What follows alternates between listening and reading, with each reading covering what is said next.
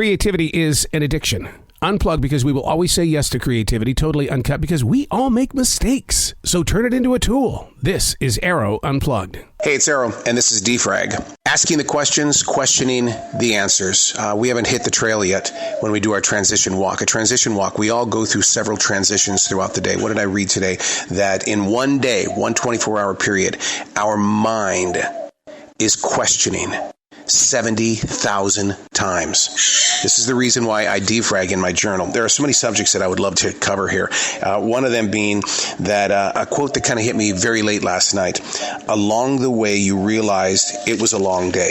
We'll dive into that subject a little bit later on, but I just wanted to show you how this moves through me and how you yourself hold the tools that you need to make it through that long day.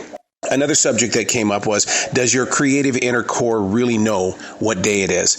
And the answer that I came up with was, I think my outside dreams and ambitions constantly remind the monster to keep it together. I go into every day fearing that doing too much won't be enough for another expectation. How often do you do that? You pour yourself into something that you're thoroughly enjoying, and all of a sudden, the expectation that you wanted for that day, you don't have any energy for it. So you down another Red Bull.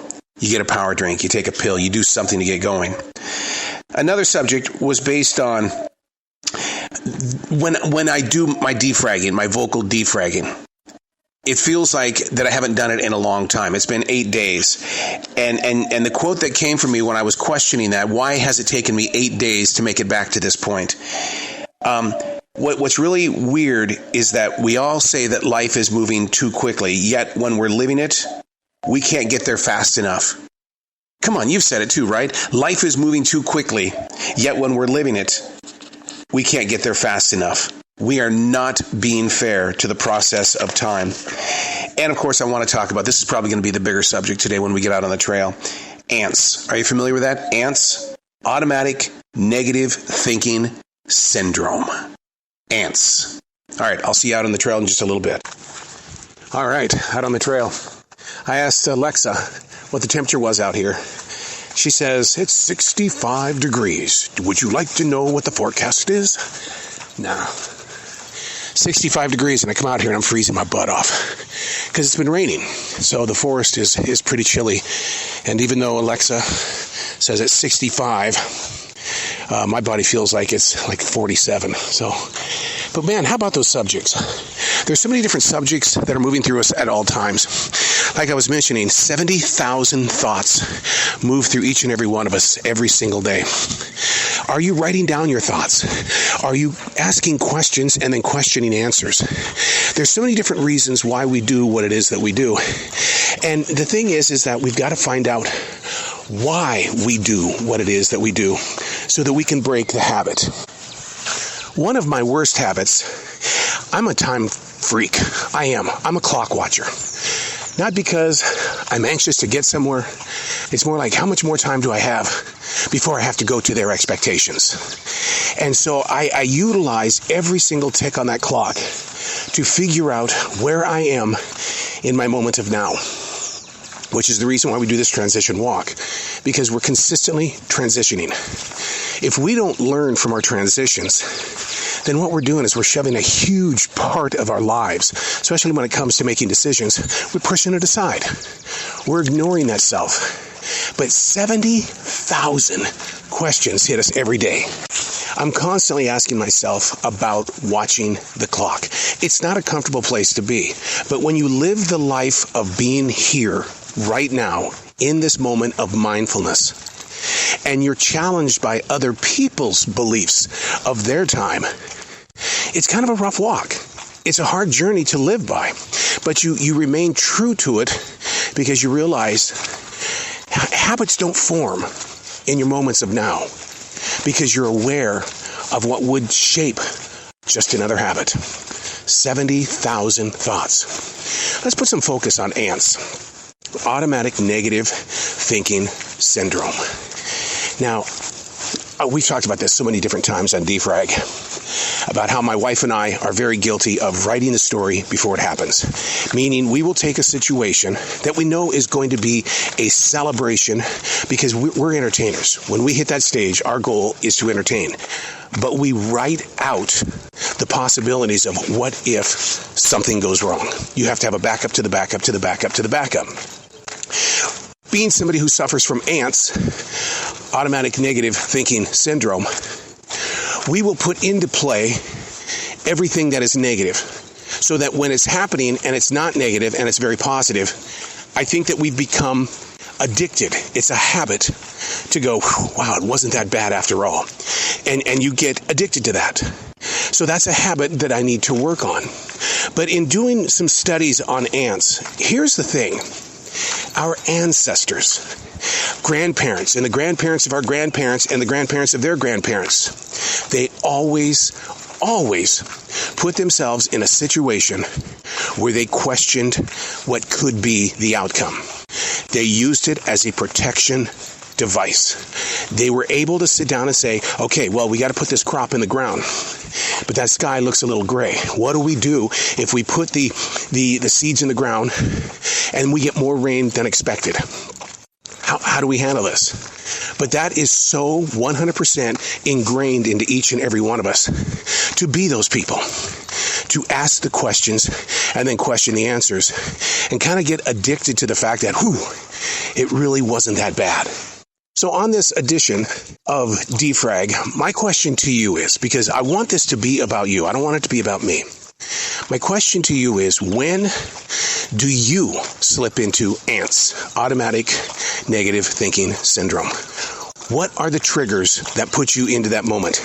Is it a major event? Is it just going to work? Because you know when you get there, you're always going to have that feeling that someone doesn't like you today. I don't like that feeling. But I'll tell you what, I do hold on to them. And then I try to think, well, I'm going to let them start the conversation today.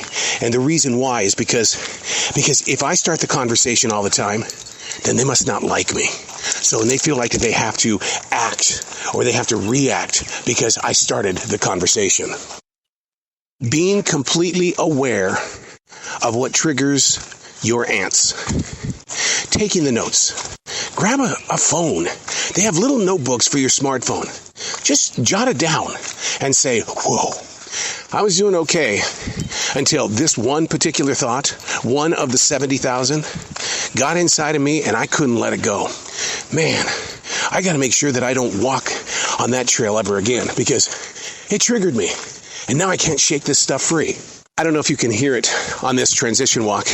It's raining. Oh my God. Can you hear the rain at all? Yeah, is it hitting the microphone? You see how I'm triggering myself? Because I'm going to sit here and think about what happens if I get sopping wet. I've got to go to my essential job today. My hair was dry before I came out here, but I know I'm getting wet right now. But the importance of this transition walk had to outweigh the doubter, the shamer, the guilt trip maker. Oh yeah, ants, automatic, negative thinking syndrome. It's in every one of us. But the goal is to find your peace. How do you find your peace? Do you pick up a Red Bull, a Monster drink, a Prime? Do you grab the alcohol? What do you do? I happen to pick up a writing instrument and I write. Is it beautiful? Never. It's just thoughts.